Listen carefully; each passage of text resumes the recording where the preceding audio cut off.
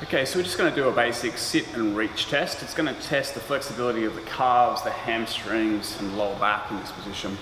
Now what we want to do is we want to set up like a step or some weight plates here so that we just keep the feet flat. We don't want to have the toes pulled in, or we don't have the toes pointing down. We just want the feet to be straight up and down in this position, okay?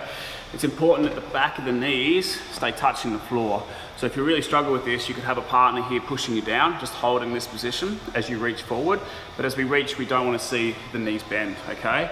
So we're just going to have our hands out straight. She's just going to flex forward as much as she can and reach past the toes. I'm going to measure from the toe to the end of her fingers, okay, which is a score of 200, which is a positive score, okay.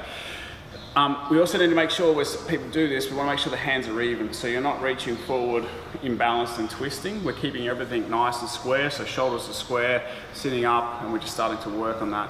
We don't want to warm up to this too much. We could stretch our hamstrings, we could try and mobilize, and obviously it's going to improve our score. But we're really just after is, what is your mobility when you're cold, or what is your mobility when you first come into the gym? You know, what are you at day to day as you're walking around, okay? So a simple little test, sit and reach. If someone can't reach past their toes, okay, so if you're quite tight and the hands end up back here, this is actually a negative score. So the toe is seen as 0. Anywhere in this direction is a positive score. Anywhere back from this direction, obviously I measure back, is a negative score. Once we have a score on the board, we can start to talk about mobility for the calves, the hamstrings, and the posterior chain, and hopefully start to work on improving the hamstring flexibility or the mobility in the posterior chain.